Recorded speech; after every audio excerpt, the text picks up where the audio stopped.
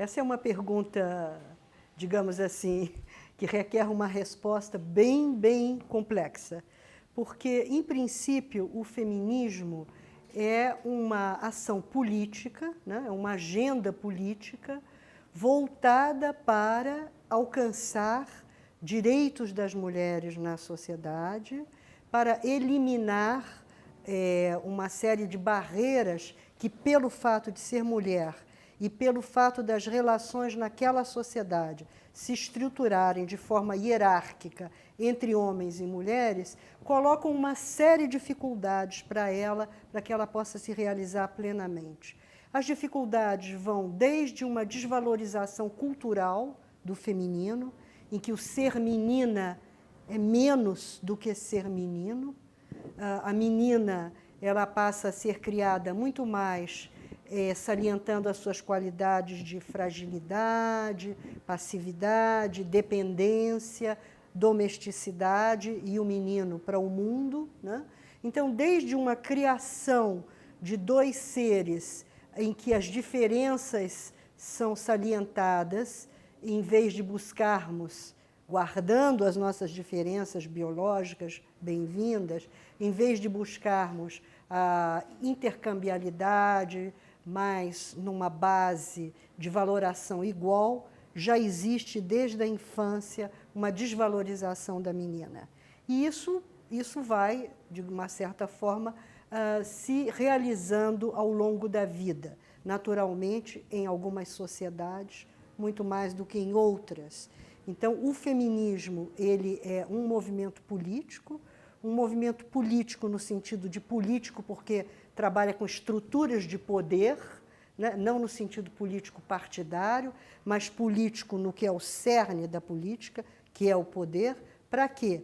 Para que, a partir das nossas diferenças, nós possamos construir igualdade de oportunidades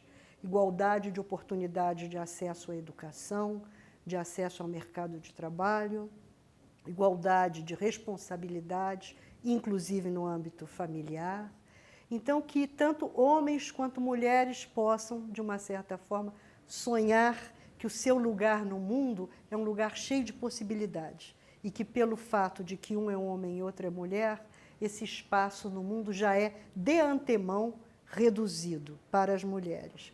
É difícil compreender isso, mas, na realidade, o que nós temos, então, dentro dessa concepção ampla do que seria o feminismo, são agendas, né? Agendas que são trabalhadas. Então, vejamos quais têm sido as principais agendas do movimento feminista. Tem sido a primeira, né, e que vai remontar, então, aqui no Brasil ao século XIX, né, é a agenda da educação. As mulheres não podiam cursar as universidades. Havia, então, uma barreira clara, né, a nível da educação. A outra grande agenda que marca, não é, o movimento de luta pela igualdade da mulher é o chamado sufragismo, né? Então, nós pensamos hoje, uma menina que nasce hoje, ela não sabe que tem um passado recente em que ela era uma cidadã de segunda categoria nesse país. Talvez a sua avó, sua bisavó, não votava, porque o voto ele só vem em 1932 para as mulheres. Então, é um trabalho, como se diz em inglês, às vezes um work in progress. O trabalho continua, a agenda continua. Ela, naturalmente, com as transformações históricas, ela vai apontando para outros objetivos. Então, no Brasil, o Brasil é um país de contrastes, realmente, apesar de nós termos uma presidente eleita e reeleita, né, o que é ótimo, a nível, inclusive, pedagógico, porque dá, né, à sociedade em geral, às meninas, às jovens, um modelo de que elas podem sonhar em ser presidentes, isso é muito importante, pedagogicamente. Por outro lado, nós temos um parlamento que a representação feminina é vergonhosa. Então, esta ainda é uma agenda de trabalho. Agora, nós temos outras agendas, como, por exemplo, a educação, em que nós precisamos celebrar, porque numa luta política você também celebra e reconhece vitórias, né? No Brasil, hoje, a educação formal das mulheres supera a dos homens.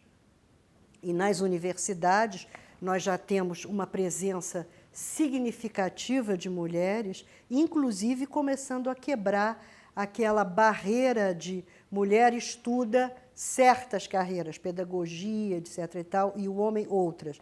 Nas faculdades de medicina hoje, acho que 52% já são mulheres, né? Nós temos cada vez mais as mulheres rompendo também aquela barreira do estereótipo de que mulher é para e homem é para, né? O que traz para homens e mulheres, né, uma condição humana muito mais rica de possibilidades.